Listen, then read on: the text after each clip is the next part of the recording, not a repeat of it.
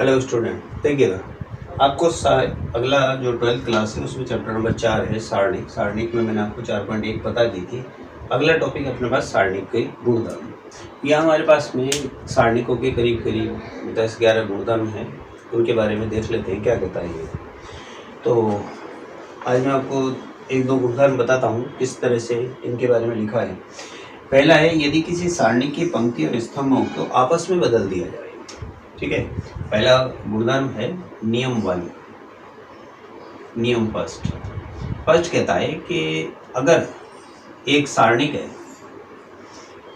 इसको मैं ट्रांसपोज कर दूं तो ये बराबर आता है। ये पूछना चाह रहा है कि एक सारणिक है, इसमें दूसरा सारणी की पंक्ति और स्तंभों को आपस में अगर बदल दें तो क्या सारणिक का मान वही रहेगा या बदल जाएगा। तो जैसा कि अपने अगर मैंने क्लास में पढ़ाया हो तो ध्यान होगा आपको कि ये चीज़ हमारी परिणाम तय नहीं बदलेगी। एग्जाम्पल देखते हैं कि भाई क्यों नहीं बदलती है नियम के अनुसार। एक एग्जाम्पल है कि एक सारणिक दे रखा है मेरे पास में 5, 3, 2 और 4। ये एक सारणिक है। सारणिक में हमेशा खड़ी लाइन आती है, ठीक है ना, खड़ी लाइन ही आती है। तो अब इसका कहने का नियम क्या कह रहा था? नियम यह था कि पंक्ति और स्तंभ बदल देने पर आर चेंज कर रहे हैं सी में, आर को सी में, पंक्ति को स्तंभ में बदल देते हैं।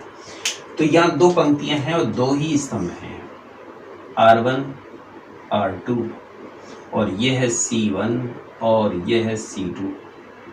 अब आपने R1 को तो बदल दिया, 5 3 को यहाँ लिख दिया और 2 4 को यहाँ लिख दिया। अब ये मेरे पास में आ गया डेल टी, मतलब ट्रांसपोज भी कहलाता है, परिवर्त भी कहलाता है। भाई परिवर्त भी कहलाता है, ये इसे अपन परिवर्त भी कहते हैं। तो ये परिवर्त कर दिया मैंने। अब परिणाम इसका देखो पहले और फिर आप इसका परिणाम देखो, क्या परिणाम दोनों के बराबर आएंगे? 5 × 4 5 × 4 -2 × 3 यानी 20 - 6 अर्थात 14। और इधर बताओ 5 × 4 -3 × 2, 5 × 20 - 6 यानी वही 14। तो दोनों बार आंसर क्या आया? समान। आंसर मेरा दोनों का कैसा आया? समान। तो परिणाम नहीं बदलता। नियम पहला क्या हुआ कि भाई एक सारणी की पंक्ति और स्तंभों को परस्पर बदल देने पर सारणी का मान नहीं बदलता, मान वही रहता है। ये पहला नियम है। तो ये पहला नियम आपको समझ में आ गया होगा। नियम नंबर 2, नियम सेकंड नियम में, यदि किसी सारणी की किन्हीं दो पंक्तियों को आपस में बदल दिया जाए, मान लो कि एक सारणिक है, अब मैं इसकी इस पंक्ति को इधर और इसको इधर कर दूं, या ऊपर वाली पंक्ति नीचे, नीचे वाली पंक्ति ऊपर, स्तंभ अगर मैं बदल दूं, तो किसी सारणी की किन्हीं दो पंक्तियों को बदल देने पर सारणी का संख्यात्मक मान नहीं बदलता, केवल चिन्ह बदलता है। ये दूसरा नियम है। देखिए साहब, नियम के अनुसार यहाँ पहले मेरे पास में एक सारणिक है, मैं इसी सारणिक को मान लेता हूँ 5 3 2 4। अब इसमें मैं 2 बार नियम लगाता हूँ। फर्स्ट तो मैं ये लगा देता हूँ कि भाई R1 R2 में बदल दी गई, R1 R2 में और R2 R1 में बदल दी गई, या C1 और C2 इन दोनों को बदल दिया, यानी ये स्तंभ इधर और ये इधर कर दिया। तो इस सारणी का जो मान है ना इसका, वो कितना आ रहा था? 5 × 4 -2 × 3 = 14। ये 14 आ रहा है साहब, 14 आ रहा है ना। अब देखो नीचे क्या आएगा? इस संक्रिया के बाद ये मैंने एक संक्रिया लगाई यहाँ पर और ये मैंने यहाँ लगा दी। तो इस स्थिति में देखते हैं पहली में, भाई आपने नीचे की ऊपर की पंक्ति नीचे, नीचे की ऊपर करनी है। डेल 1 नाम दे देते हैं इसको, 2 4 5 3, ठीक है। या इधर लिख लेते हैं 1 डेल 2 ये इधर और इसको इधर कर दिया, 3 4 5 2। परिणाम बताना इसका कितना होगा। इसका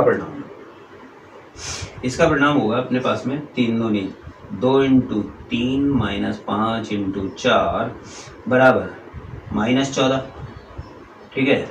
और इसका परिणाम बताना 3 × 2 -4 × 5 बराबर भी -14। दोनों स्थिति में ये देखो कि आपको संख्यात्मक मान तो 14 ही ज्ञात हुआ, लेकिन संख्यात्मक मान अगर 14 ज्ञात हुआ तो चिन्ह कैसा है यहाँ पर, माइनस का, ठीक है।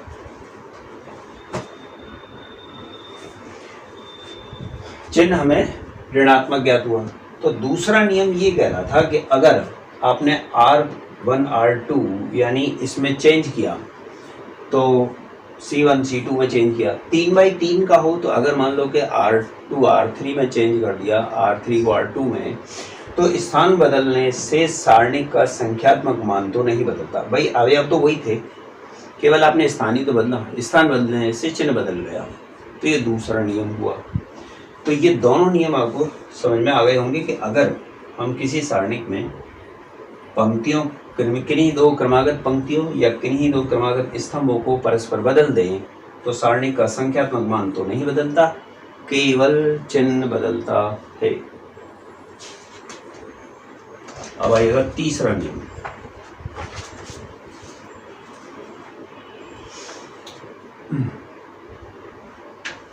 आज आपको ये 3 नियम बता देता हूं।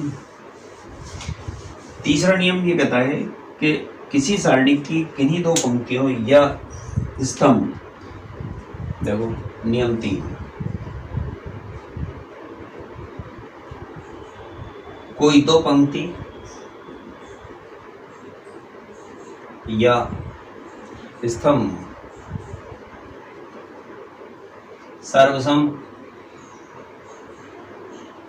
या समानुपाती हो तो सारणिक का मान 0 होता है। सारणिक का मान 0 होता है। चलिए 0 होता है, ये नियम के अनुसार तो 0 होना चाहिए। तो यहाँ एक सारणिक मान लेते हैं, जैसे इसने लिखा है 2 3 4 5 6 और 5, 2 3 और 4। ठीक है, इसमें मेरे को कौन कौन सी पंक्ति समान दिखाई दे रही है। पहली पंक्ति तीसरी पंक्ति के समान दिखाई दे रही है। R1 R3 के समान है तो सारणिक का क्या मान होगा, 0। ये तो इसमें हुआ डेल 1। माना कि दूसरा सारणिक देखते हैं, उसमें स्तंभ समान आना चाहिए, जैसे 2 3 4 और 4 6 8 और 1 2 5। इसमें दो स्तंभ आपको समानुपाती भी दिखाई दे रहे हैं, कोई जरूरी नहीं सर्वसम हो, समानुपाती भी है। तो इन दोनों का अनुपात बराबर होगा। देखो 2 4 3 6 4 8, तो यानी यहाँ लिखेंगे C1 और C2। C1 और C2 कैसे हैं, समानुपाती। C1 और C2 समानुपाती हैं, तो सारणिक बराबर 0। ऐसा भी होता है, सर्वसम होना ही जरूरी नहीं है, समान होना ही जरूरी नहीं है, समानुपाती भी होंगे तो भी सारणिक का मान 0 होगा। तो आई ना आपके समझ में। तो यानी यहाँ C1 और C2 समानुपाती हैं, जबकि यहाँ R1 और R3 समान हैं। तो दोनों स्थितियों में सारणिक के मान क्या ज्ञात हुए, 0। सारणिक के मान 0 आते हैं। ये आपको 3 नियम आपको बताए मैंने, तो इन्हें याद करना, रिवाइज करते रहना।